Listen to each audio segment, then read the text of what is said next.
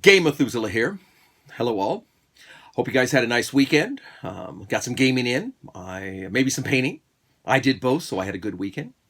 For those of you who are counting, by the way, this is my third Skull shirt. Some people seem to be interested in that, so I thought I'd point that out. This is actually one of my favorites because it actually has a sword on it too, so it gets double duty for me. Anyway, I want to do a short video on two matters that have been of interest to me that I've kind of avoided talking about only because I've been talking about other things.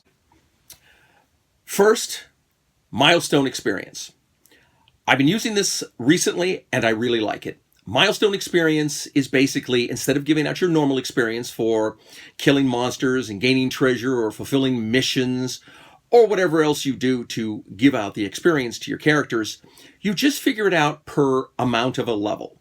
So you might say running this adventure is going to give you half a level, or it's going to give you a full level, or whatever amount that you feel is appropriate for the adventure you just ran. This is really good in allowing you to control the flow and pace of your game. And I found that most of the players that I've used it with, including me as a player in Craig's game, they really, really like it. It's simple. It's easy to understand and it works really well. But how it makes your game flow good is that if you're moving along a certain path and you need your characters to make fourth level, you can arrange that. An adventure that may not have given them enough XP for that, you can just award them saying that they fulfilled whatever missions required, thusly recorded and acquired fourth level. It's been really beneficial and I like it a lot. You might give it some thought, talk with it with your players and see if they would be willing to go along. I think they would be receptive, and I think in the long run you guys might like it. I sure have enjoyed it. The second thing and the main thing I wanted to talk about was the idea that has been very near and dear to my heart, but much harder to get other people involved in, and that is running a campaign with multiple game masters. It sounds simple. My original old group in Pasadena has been really successful in doing these. I think I had mentioned earlier on the longest fantasy game campaign we ran was in a shared universe with 5 dungeon masters. It worked really, really well. Now, admittedly, it's not going to work that well if you have a very novice group who have not run games before.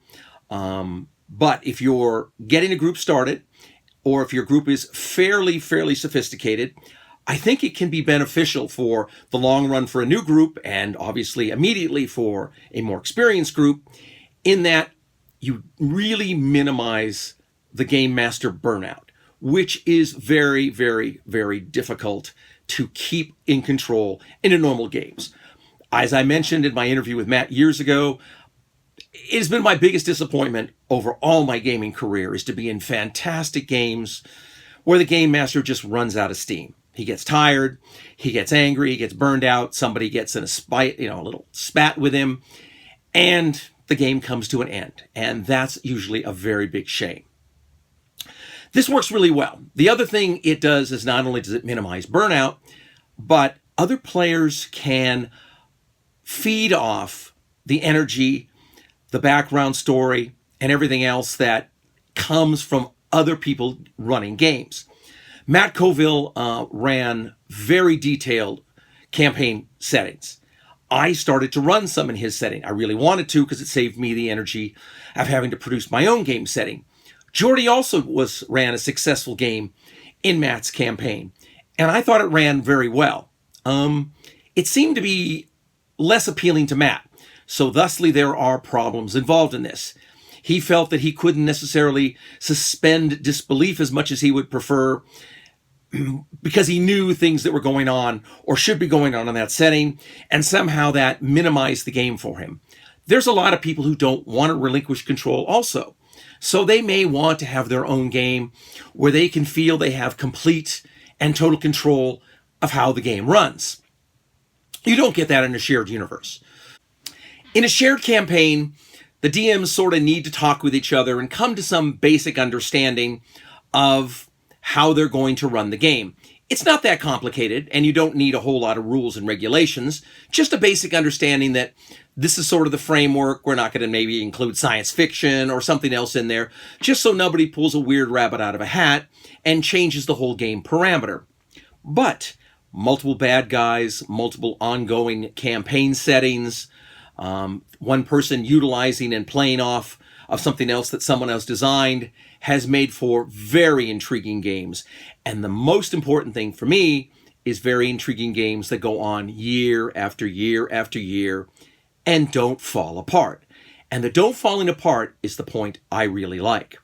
Now, my suggestion would be is to talk to some of your players, see if they would be interested, see if they think this might be a good idea, or if maybe you want to try a new game setting, a new campaign, or maybe a large campaign setting from like Birthright or any of the new 4th or 5th edition stuff where they have elongated campaign settings. It might be great.